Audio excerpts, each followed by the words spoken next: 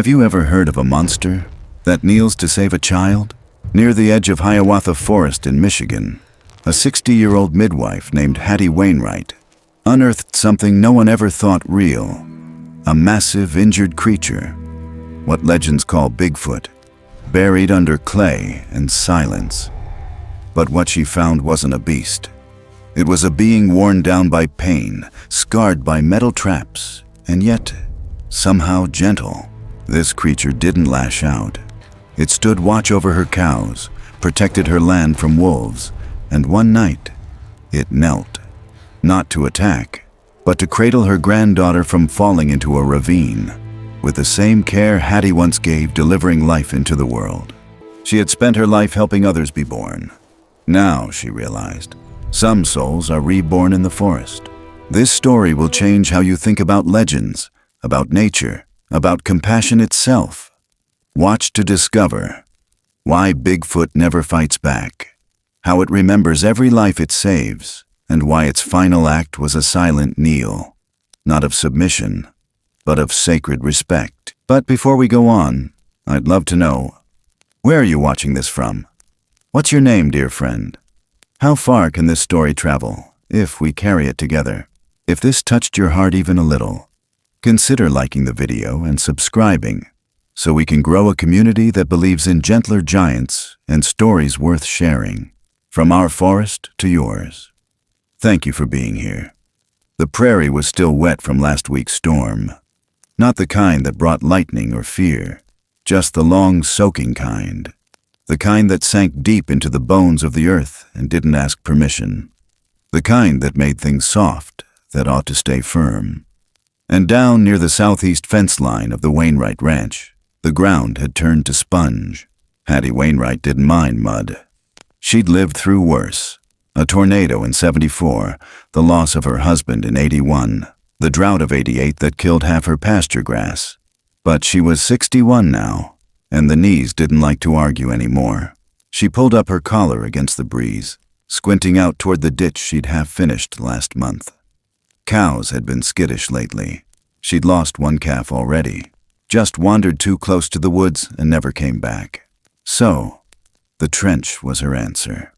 One slow swath of earth, dug with that old excavator Harold had taught her to use back when things were still fixable.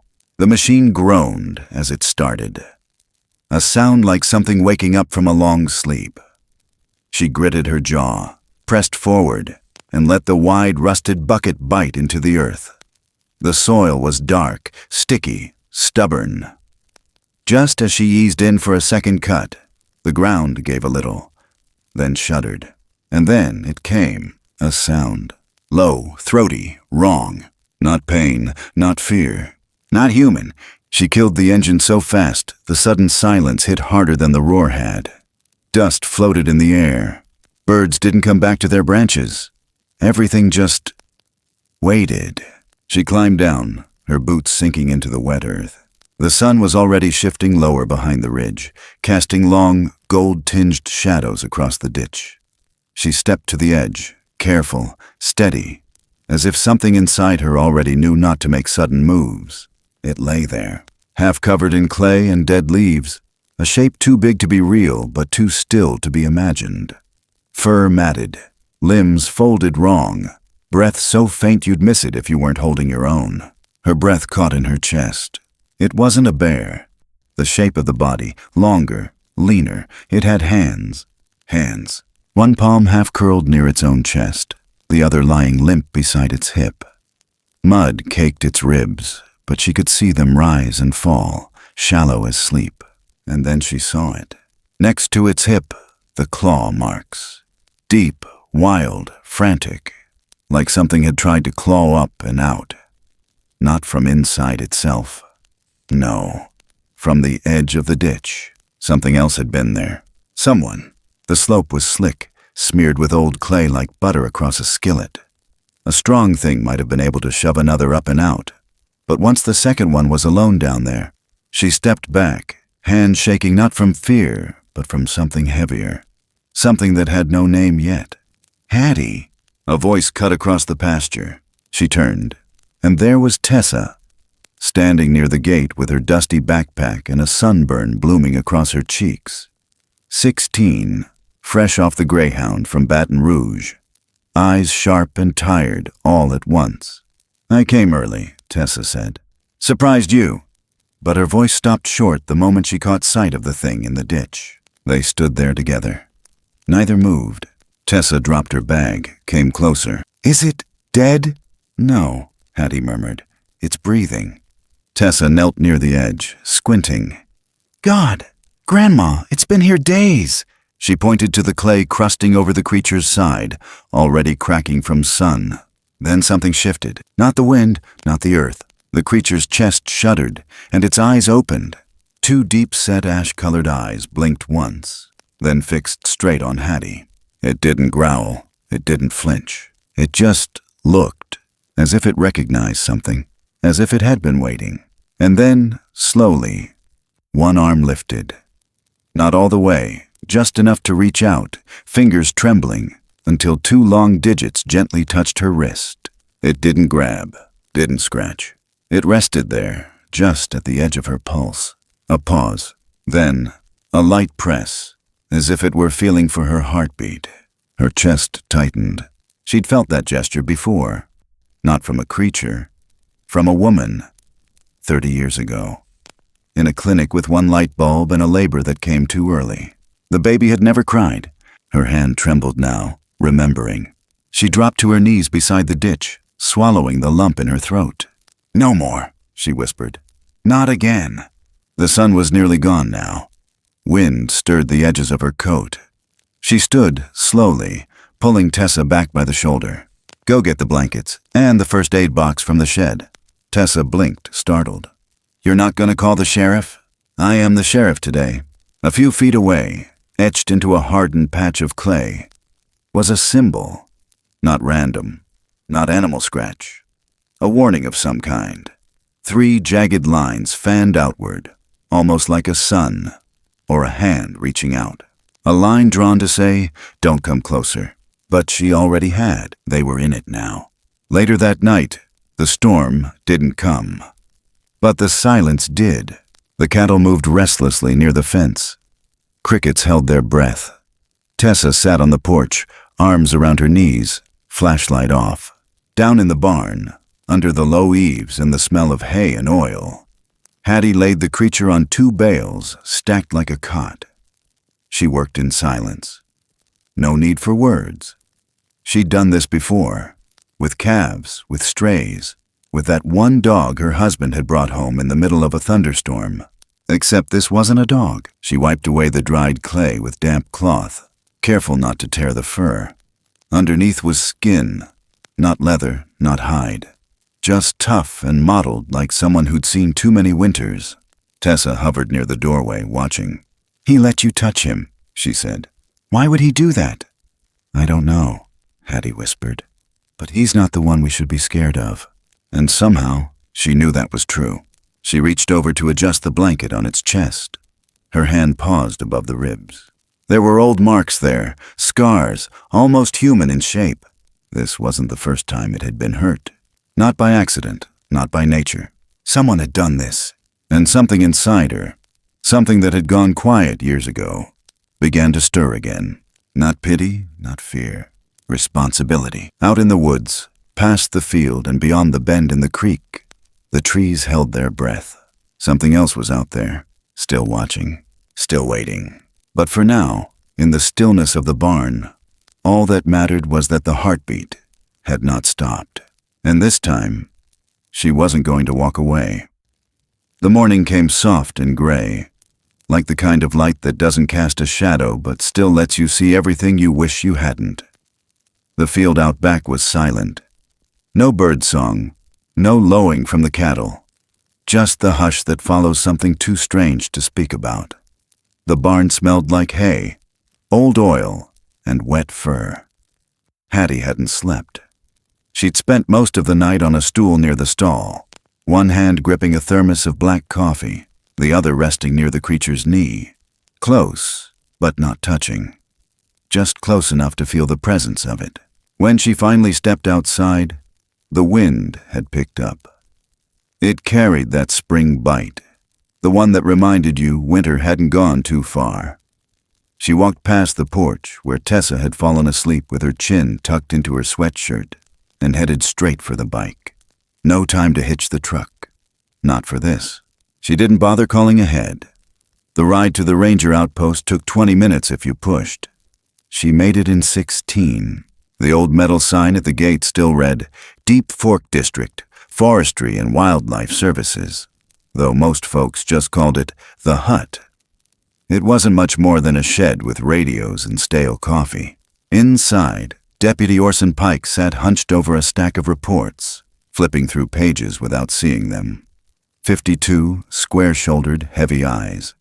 The kind of man who carried too many stories and told none.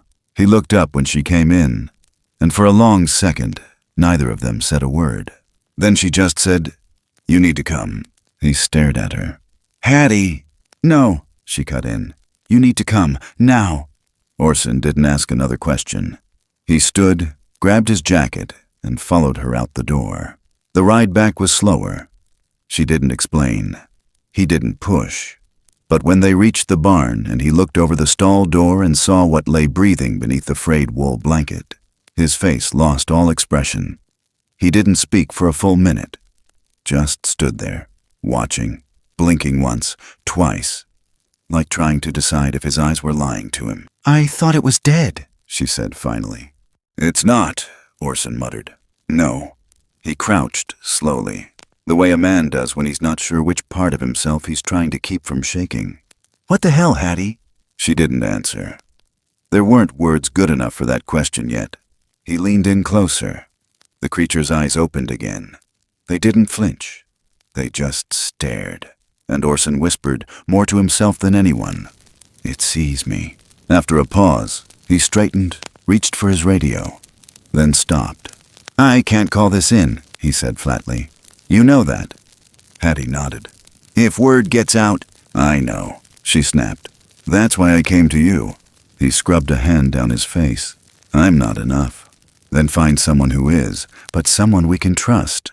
Orson's mouth set into that hard line she'd known since they were both teenagers hauling hay. He nodded once, sharp, and turned back toward his truck. He came back 2 hours later with Dr. Lenora Quill riding shotgun. Veterinarian, 44, clean-cut, steady hands, eyes too tired for her age. She didn't say anything as she stepped inside. Didn't even blink when she saw the creature. Just dropped to one knee, opened her bag, and started checking vitals like she would with a sedated bull. Hattie watched her work. "It's severely dehydrated," Quill muttered. "Muscle wasting, old scarring around the limbs, but it's responsive, aware." "You need to put it down?" Orson asked, voice low. Quill gave him a sharp look. "No, it's not in pain. Just exhausted." She wrapped a cuff around one of the forearms. The creature didn't resist. In fact, as she adjusted the stethoscope, it leaned just slightly, angling its shoulder to give her access like it knew. Quill froze for a beat, then went on. Tessa hovered by the barn door, arms crossed, chewing the inside of her cheek. "No one's going to believe this," she whispered. "That's the point," Hattie said. Quill sighed. "We need to get it out of here, somewhere quiet, private. Do you have a trailer?" Orson nodded. "I've got an old one for livestock transport. Covered." "Good. We'll keep it low profile. No lights, no noise." No one asked where they'd take it. That was the kind of detail you didn't say out loud. The move happened at dusk. They wrapped the creature in blankets, rigged a pulley with straps padded with old towels. It didn't fight, just breathed slow and shallow, letting them guide its limbs like it had known this kind of pain before. Even when Orson heaved the last strap taut, and the creature rose a few feet off the stall floor, it stayed calm. Quill murmured, "He's helping us." "He?" Tessa asked. "I think so." They got him into the trailer just before night dropped its full weight. As they latched the door, Hattie stepped back, her breath fogging in the cold. And then she saw it. Out past the tree line, far enough to pretend it wasn't real, another figure, taller, broader, not moving, just watching. She blinked. It didn't vanish. She didn't tell the others. "Not yet," The truck pulled away without headlights, tires whispering over dirt. Back in the barn, Tessa folded up the blanket they'd left behind. "Grandma," she said, holding it up. "This was the baby blanket, the one you made when—" Hattie nodded once. "I know." She didn't say more. Didn't need to. They stood in the quiet, and the space felt different now. Like something sacred had just passed through. Like maybe the barn had held something that didn't belong to the world anymore. And somehow, that made it part of it, all the same. Out on the back pasture, the cows had returned. Low voices in the dark. Ordinary things reclaiming their place. But the air still held a weight. Not danger, not yet. Just the kind of weight that comes before a storm. And somewhere out in the trees, that second shape had not moved. Had not turned. Had not left. The tires rattled over the washboard road. Headlights off. Taillights wrapped in layers of burlap.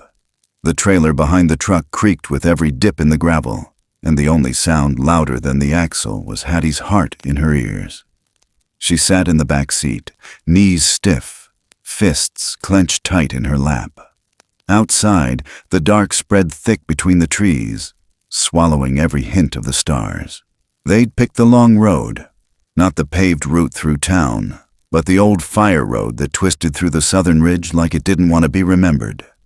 Dust clung to the windows, but no one dared wipe it away. The less they saw, the easier it was to pretend none of this was happening. But it was. The Bigfoot hadn't stirred since they loaded him, but he wasn't unconscious. Just quiet. Still. His breaths came in shallow rhythm, like a man caught between two dreams. Quill rode in the front seat beside Orson, murmuring vitals under her breath every 10 minutes. Tessa sat next to Hattie, arms wrapped around herself, face turned toward the window like maybe she could outrun the thoughts crowding her head. They weren't halfway through the second ridge cut when something changed. Orson slowed the truck to a crawl, every instinct on alert. The trailer behind them gave a hard jolt, then shuddered like something inside had gone slack. Quill turned. "Stop the truck." He didn't ask why, just hit the brakes and rolled to a halt. Hattie was out of the cab before the dust settled. She yanked the side latch, shoved the door open, and froze. He wasn't breathing. The Bigfoot lay too still now, his chest no longer moving, one arm slumped awkwardly against the corner panel. His face had turned toward the wall, but something in it looked hollow, like something inside had given up. Hattie didn't think. She didn't hesitate. She climbed up into the trailer, knees hitting the metal floor, hands already reaching for his face. "Help me," she said to no one in particular. Quill was there in seconds, flashlight between her teeth, stethoscope out, hands working fast. But the tension in her jaw said everything. "There's no rhythm." "No," Hattie whispered. "No, no." And then something came back. A room, years ago. Linoleum floors, fluorescent lights. The silence that came after a cry that never arrived. She'd frozen then. Not now. She leaned over him, fingers finding the ridge of his collarbone, the weight of his chest. She tilted his head back, cleared the airway with two fingers that moved like muscle memory. Then she pressed the heel of her palm just above the sternum and pushed. 1 beat, 2, 3. She kept going. The others didn't move. Quill had lowered her hands. Orson stood just outside the trailer door, silent. Tessa covered her mouth, eyes wide but not crying. Yet. Hattie counted under her breath. 8, 9, 10. Still nothing. She didn't stop. 12, 13. And then a twitch. Barely there. A ripple under the ribs. Then a cough. Not loud, but wet and rough. And then the chest rose, slow and shallow. Then again, he was breathing.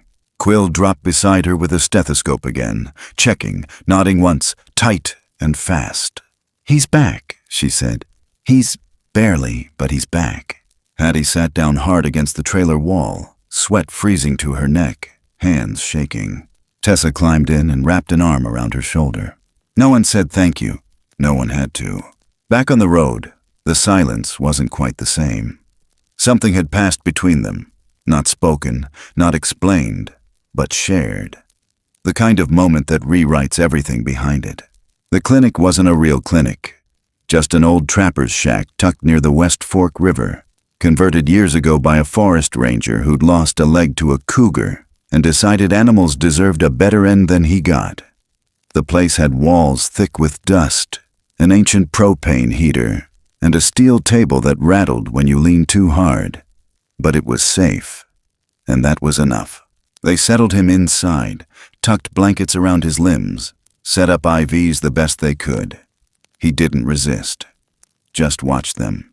Awake now, breathing. Quill found the infection under his left shoulder, an abscess hidden beneath the fur. She trimmed around it, and as she did, something small clinked against the steel tray. A shard. Metal. Bent and rusted. She held it up to the light. "That's a trap spring," she said. "Coyote size." Orson leaned in. His face tightened. "That's Clyde Rusk's design. Custom teeth. He files them sharper." "You sure?" "I'd bet my pension." Hattie stepped closer. "How long has it been in him?" "Months.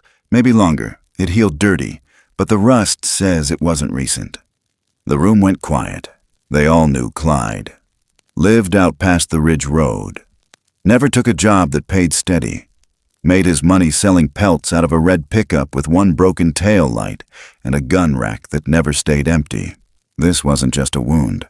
This was a message. That night, as the wind picked up, someone threw a rock through the clinic's side window. It shattered glass and silence both. By the time Orson ran outside with his flashlight, whoever it was had already gone. No truck, no footsteps, just the sound of branches snapping in the dark. But on the window ledge, tucked in the cracked sill, someone had left a scrap of fur tied with a twist of fishing line. Hattie looked at it, then looked at the Bigfoot sleeping inside. "This isn't random," she said. "Someone knows." "No," Orson said. "Someone guesses. That's worse." Later, when the clinic settled again, Tessa couldn't sleep. She sat near the cot, watching the rise and fall of his chest, the way his fingers sometimes twitched like they were dreaming.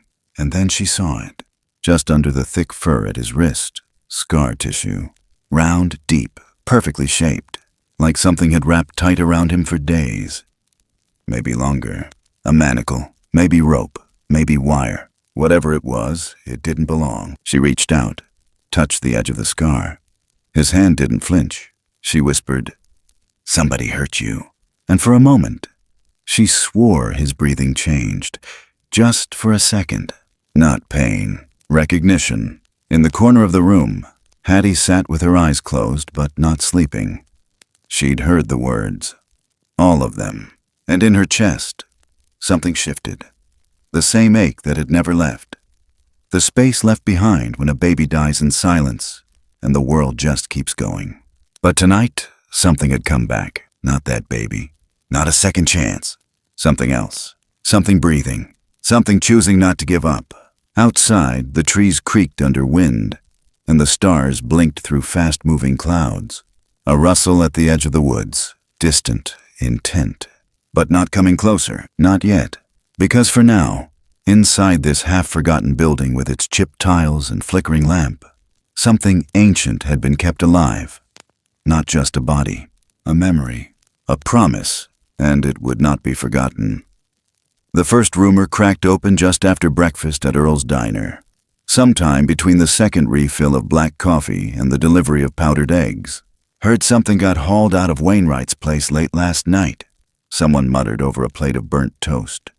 Trailer, no lights, no plates. Big, said someone else. Bigger than a horse, bigger than a bull. By noon, it had reached the Shell station. By evening, it was tangled through the pews of the community chapel like smoke that didn't rise but settled in your clothes and stayed there. Something had been moved, something nobody recognized, and worse, something nobody was supposed to know. Hattie didn't leave the ranch for 2 days, not even to check the mail. She stayed close to the edge of the pasture, always with one hand near the gate and the other near her thoughts. Something had shifted inside her since that night in the trailer. Not just because she'd brought something back to life, but because she couldn't explain why she had. Out in the field, the cows grazed like they always did, noses low, tails twitching at invisible flies. But the land didn't feel the same. The soil was quieter, the birds more hesitant. Then Clyde Rusk showed up. He came walking down the drive just after dusk, boots heavy with dried mud, jaws set like someone who already knew the answer but wanted to hear the lie said out loud anyway. "Evening, Hattie," he said, tipping his hat like a man who didn't mean it. "You're not here for pleasantries," she answered, stepping down from the porch, the weight of her boots pressing into the gravel with intention. He sniffed the air, gaze drifting toward the barn, then past it. "Heard you had some kind of trouble last week. Something big. Something unusual." Her silence wasn't hesitation. It was a warning. Clyde smiled without his eyes. "Figured I'd stop by, offer a hand, maybe help track whatever it was. Could be dangerous." "You don't help unless it bleeds," she said, flat. "And even then, only if it bleeds enough to sell," he chuckled. Now that's just hurtful. But he still looked past her, eyes scanning for signs the land had changed. She didn't invite him in, didn't offer coffee, just watched until he got the message and turned back toward his truck, the taillight still busted like it had been for years, the back seat rattling with old traps and worse things. That night, at the recovery shed tucked deeper into the trees, the Bigfoot stirred. He had slept for nearly 2 days, waking only to sip from a ladle or shift his weight with great effort. Quill noticed it first, the way his eyes began to follow movement more precisely, the way his breathing no longer came in gasps, but with calm, measured effort. When Tessa brought him a fresh bucket of water, he didn't just drink. He waited. He met her eyes. And then, slowly, he pushed the water aside. Quill raised a brow. "He's refusing meat, again." "Maybe he's just not hungry," Orson offered. "No," she said, frowning. "It's not that." She studied him a long while. "He's waiting," she murmured, "for something to pass." "What do you mean?" Quill moved closer, voice lower. "Some animals don't eat after a trauma until they've healed spiritually. Ritual animals. Ones with grief." "You think he's grieving?" "I think he's not just healing his body. That night near midnight, a lone wolf came near the outer fence. Not growling, not hunting, just approaching." Orson saw it first from the watch window. The creature lingered in the dark, eyes glowing amber, body still. Then it turned, not running, but gliding back into the woods like it had just checked on someone and didn't need to stay. Come morning, near the edge of the back pasture, a line of prints was found. Not wolf, not human. Wide, deep, heavy, 20 or more, all in a row, facing outward. Not one step toward the barn. Every step placed to form a barrier. No fence, no noise, just presence. No dead animals, no traps sprung, no broken limbs. Just order, like something sacred had been restored. Quill stepped carefully around the prints, whispering under her breath. This wasn't warning. This was shielding. Orson took photos but didn't file them. When Clyde came back the next afternoon, he wasn't alone. A man from the feed store stood awkwardly behind him, pretending to make small talk about barbed wire and bull vaccinations. But his eyes were hunting. Hattie didn't answer the door this time. She stood in the shade of the barn, one hand resting on a spade handle, the other watching every inch of their boots. "Lot of noise in town," Clyde said. "People don't like secrets. They like the world better when they thought they'd seen it all," she said. "You think you're keeping something safe," Clyde replied. "But what happens when someone else finds it first?" He tapped the tip of his boot against the ground like he was waiting for it to speak. When he left, Hattie didn't go inside. She walked out past the pasture, beyond the fence line, where the ground sloped into a shallow basin of pine and ash. She didn't cry. She didn't even sigh. She reached into her apron pocket, pulled out a worn square of muslin, and folded it tighter. The cloth was soft with age, stained in one corner, still smelled faintly of milk and thyme. Tessa found her like that. "Grandma?" Hattie didn't turn. "I didn't forget him," she said. "Not one day, but I couldn't keep him either." Tessa stepped beside her. "You did everything you could." "No, I did what I thought would hurt the least." They stood in silence. Then Hattie tucked the cloth back into her pocket. "Thing is," she said quietly, "sometimes a life comes back, but not the one you lost. A different one. Asking if you're brave enough this time." Back in town, Clyde was already planning his next move. He'd pulled out his old maps, the ones with red circles and marks carved into the corners. He knew how to read trails, and more than that, he knew how to make others follow. Because nothing in a place like this stayed hidden for long. And if something big was breathing in the woods again, sooner or later, someone would want to own it. But the woods weren't silent anymore, and something was watching back. By the time the leaves began to curl into gold and fire along the edges of the hills, the Bigfoot was standing on his own. Not steady, not for long, but he stood. Shoulders broad as the old barn doors behind him, knees a little bent, breath held like someone waiting for a voice to call him back into the body he'd left too long. Hattie watched from the fence line, one hand on the rail, the other tucked inside her coat. The air had turned. The wind smelled like cedar and burnt grass, and the birds had begun to migrate, but some part of her stayed rooted to that patch of dirt just beyond the shed. He wasn't just healing, he was remembering. Every morning now, he faced the tree line. Not the nearest trees, not the edge of the forest, but deeper, toward the place no one in town bothered with anymore. The old woods, thick with undergrowth and forgotten paths. The kind of place you don't get lost in, you stay lost in.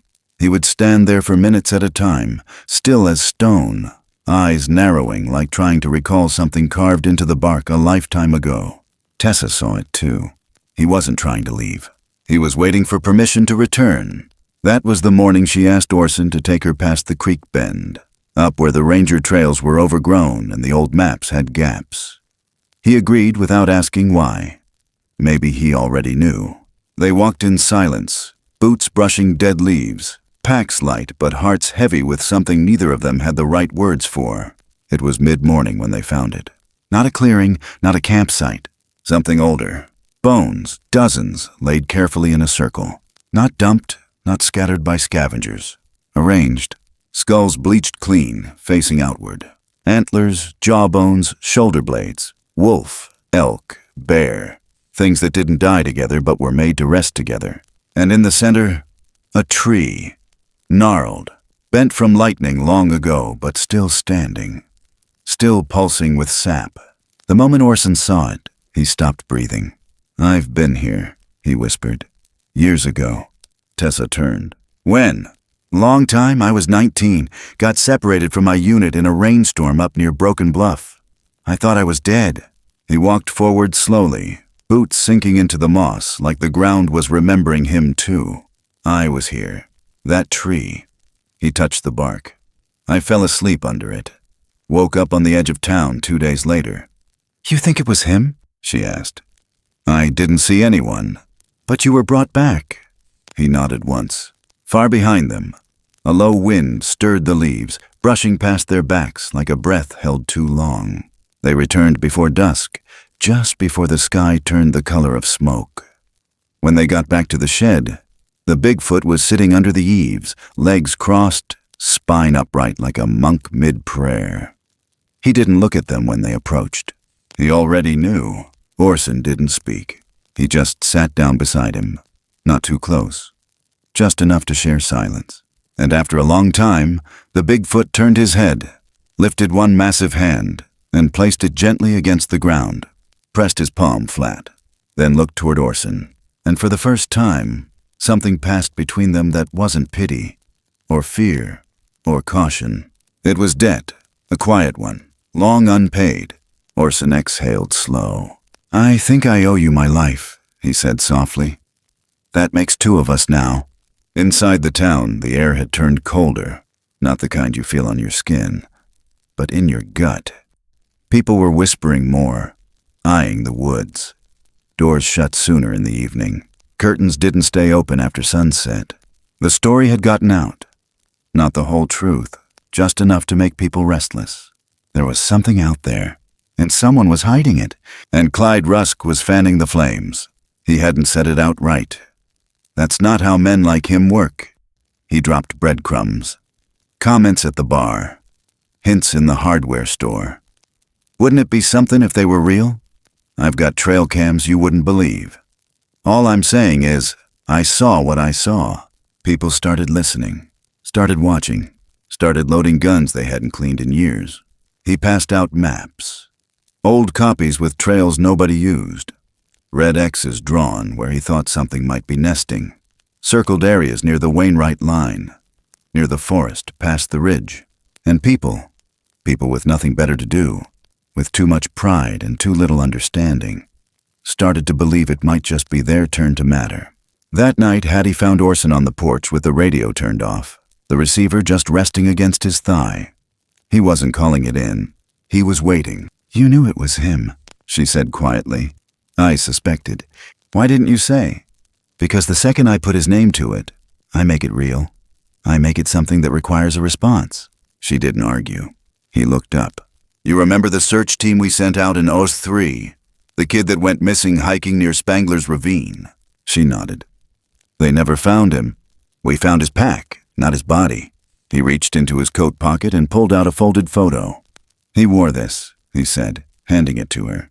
It was a fireman's badge. Silver, bent slightly. The nameplate scratched out with time. "I thought it was lost." "He found it," Orson said. "The elder." "You sure?" "He left it in the field last night, where I walk every morning." He didn't say the rest.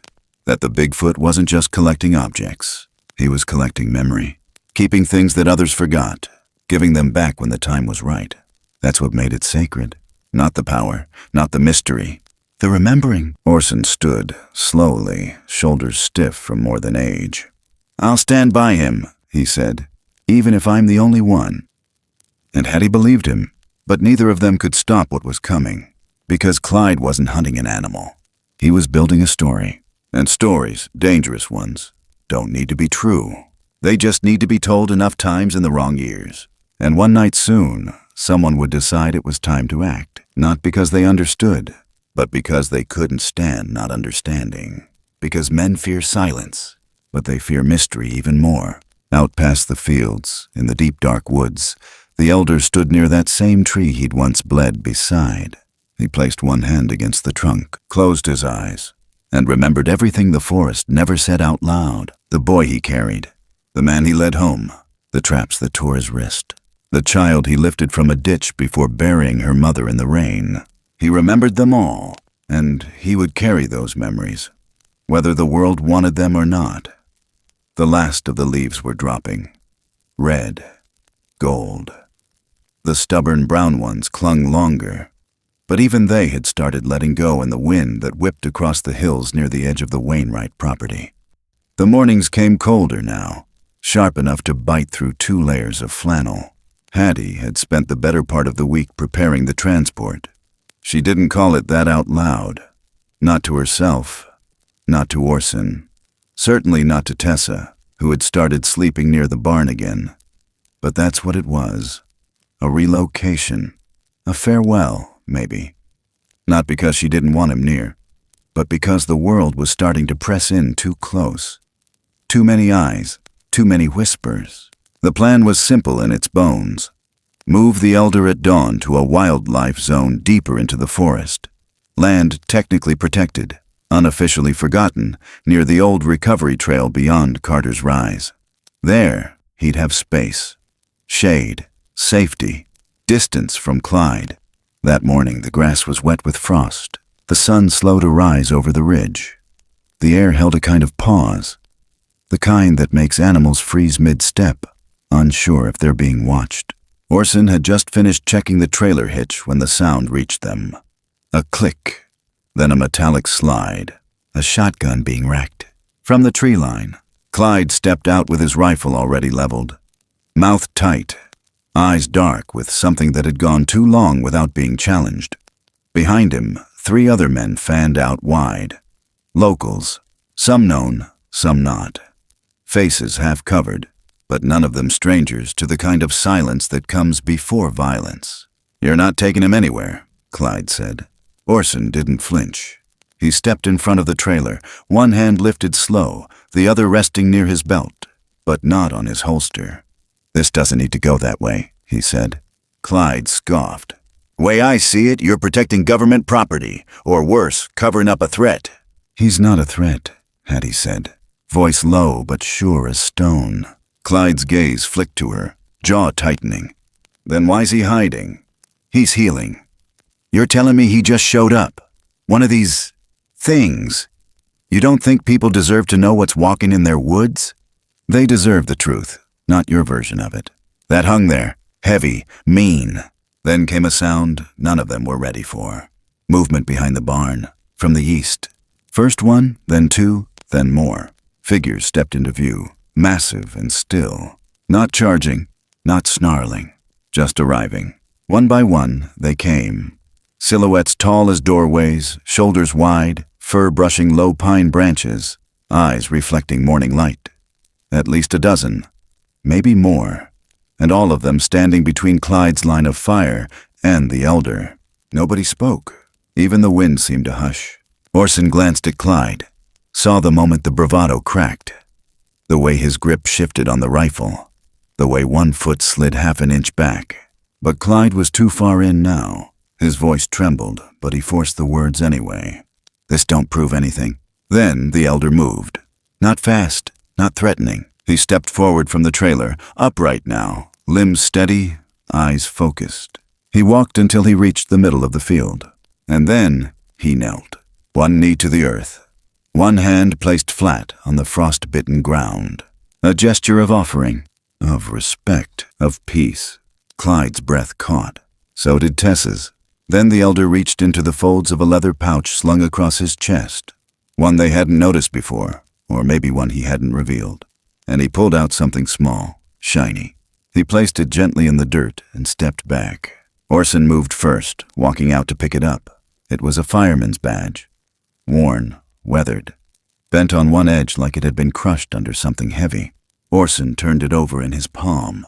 Stamped on the back was the number 178, the missing volunteer from 20 years back. A man no one ever found after a forest fire swept too fast through the southern bluff. Clyde saw it too. His face changed, not softened, just uncertain. The elder said nothing, did nothing, just stood there, watching, waiting. Hattie stepped forward. Her voice cracked with morning cold and something deeper. "He didn't kill him. He kept what was left, carried it back." Orson added, "You think monsters save memories?" Clyde didn't answer. His eyes darted to the line of giants still holding the ridge. None of them moved. None of them blinked. They didn't need to. Their presence was enough. This wasn't a war. This was a witness. Slowly, Clyde lowered the barrel of his rifle. Not all the way, but enough. "Doesn't mean I believe it," he muttered. Orson nodded. "You don't have to." Then he stepped aside, and the elder turned away from all of them. Toward the trees. Toward home. The others followed. Quiet as fog.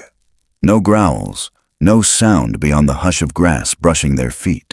But one stayed behind, just for a moment. Smaller, younger. She stepped close to Tessa. No taller than her, but broader. Eyes deep and unsure. They didn't speak, but they didn't have to. The girl reached out, slow, and touched the edge of Tessa's coat, just once. Then turned and vanished into the tree line with the others. When it was over, Clyde stood alone in the field, rifle still down, boots heavy with cold. He turned without a word and left the way he came. The sun broke through the clouds 10 minutes later.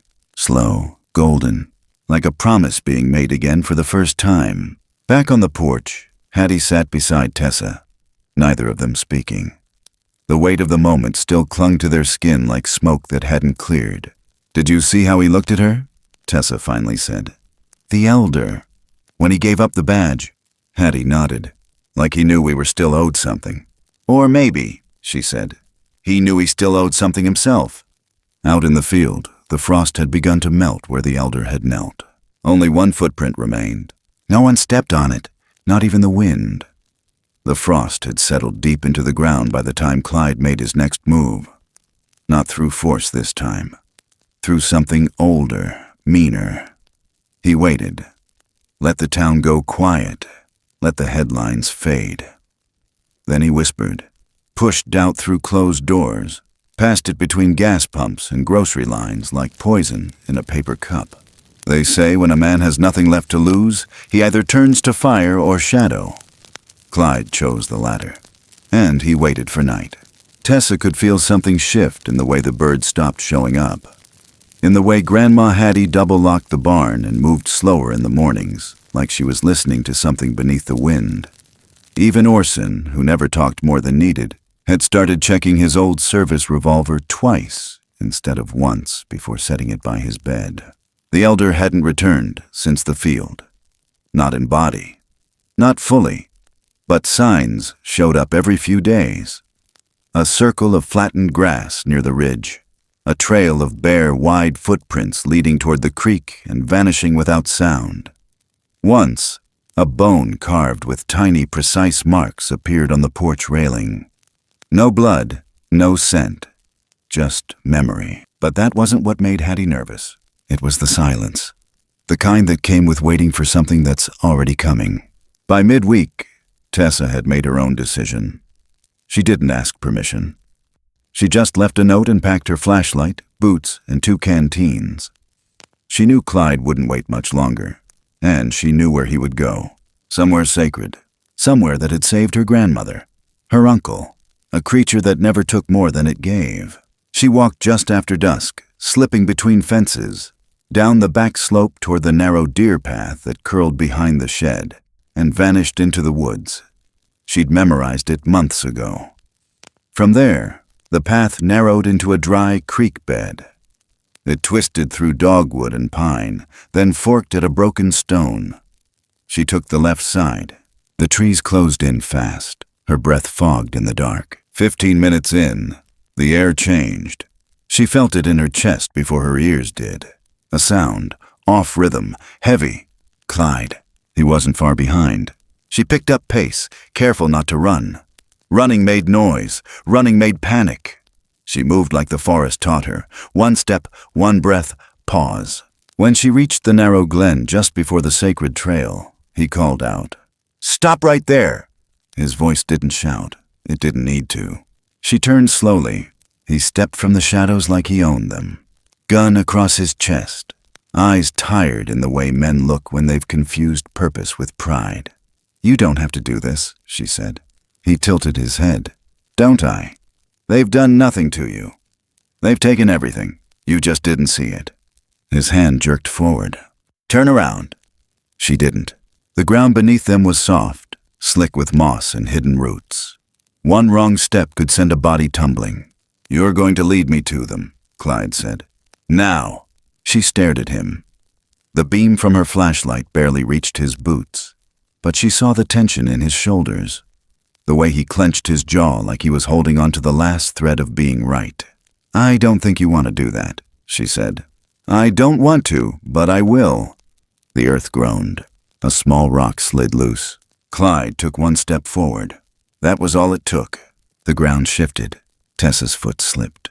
She didn't scream, but she fell hard, down a shallow ridge, leaves scraping her palms, her body slamming against a wet, jagged slope. Her flashlight bounced once, twice, then vanished into the dark below. Silence again. Above, Clyde cursed, stepping forward. But before he could finish the descent, something moved. Not loud, not violent, just arrived. The elder, massive and still, emerging from the blackness like carved stone. He stepped between them, not attacking, not growling, just there. He didn't touch Clyde. He knelt, 1 knee down, 1 hand open, and then he lifted the other, toward the narrow path, a gesture, a request, a plea. Tessa lay frozen, watching from below, the gun in Clyde's hands lowered, not from surrender, but confusion. He didn't fire. Not yet. The elder didn't blink, his eyes locked on Clyde's, not with anger, with sorrow, as if saying, "I know what you lost, and it wasn't taken by me." Then he moved, slowly, deliberately. He turned his back, exposed his spine, a gesture older than any language. Trust. Clyde stood there, finger over the trigger. He didn't shoot. Not because he couldn't. Because, for 1 breathless second, he realized the world wasn't what he thought it was, and neither was he. That moment passed. He dropped the barrel of the gun. Tessa climbed back up with scratched arms and dirt-streaked cheeks. The elder didn't turn. He waited. Then, more movement. From the trees, a rustle, then another. Figures emerging. Dozens. Not marching, not hiding, just coming. They surrounded the trail, wide and tall and patient. One by one, they moved through the undergrowth, not to attack, but to sweep the path, tearing down markers, destroying any sign that man had ever found their way in. One female stepped near Tessa. Tall, gray-furred, her expression unreadable. She knelt briefly. Not for her, but for what had just happened. Then she turned and vanished into the trees. Tessa turned to Clyde. He looked smaller now, not in size, in certainty. He looked down at the gun, then tossed it aside like it burned his hand. She walked toward him slow. He didn't look at her. He just said, "I don't think I ever knew what I was chasing." She answered, "Maybe it wasn't them. Maybe it was something you lost a long time ago." He didn't argue. He just nodded once, then sat down on a stone, shoulders sagging like a man who finally laid his ghosts down. Back at the ranch, the porch light flickered. Hattie stood waiting. When she saw Tessa approaching from the woods, she didn't run to her. She didn't shout. She opened her arms. And Tessa walked straight into them. "I didn't let go," Tessa whispered. Hattie held her tighter. "And I didn't leave." No more needed to be said. Not that night, because the forest had held its breath, and for once, it had exhaled without blood. The last frost lifted with the slow breath of spring, not with fanfare, not with some sudden bloom of color, just quietly, the way snow melts at the corners of fences and memories slide into the warm parts of the day without asking. Hattie noticed it first in the way the wood creaked differently under her boots. Not brittle anymore, just tired. The barn doors didn't stick like they had through winter. The cows stirred sooner. The wind had changed direction. She walked the fence line with a hammer and 3 nails in her pocket. She didn't need them. But old habits give the hand something to do when the heart is busy. She reached the far edge of the pasture where the ditch once opened like a wound. The same spot where everything began. And she stopped. There, just before the tree line, stood a single cedar post. New, unpainted, but firm in the ground. Someone had been here. Not a trespasser. A witness. She stepped closer and saw it. Tied near the top with an old strand of braided bark. A thin piece of wood, carved and smoothed by fingers larger than hers, etched with shallow markings she didn't understand, but somehow did.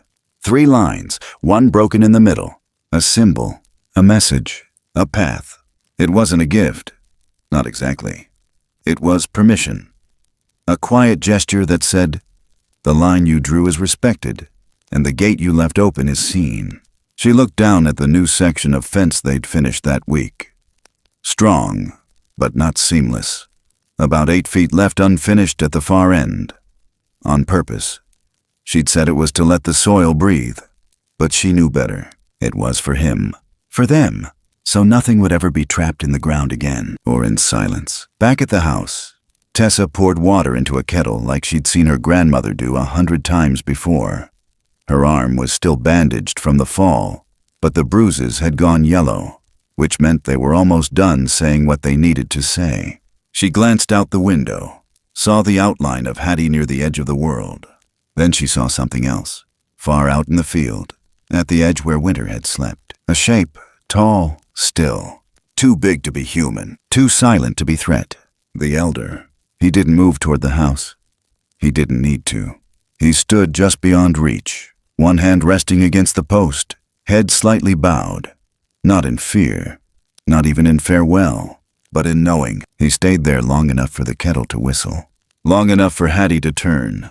And when she did, she didn't raise a hand or call out. She just looked at him like she had the first time, like he was something born out of the earth itself. And he was.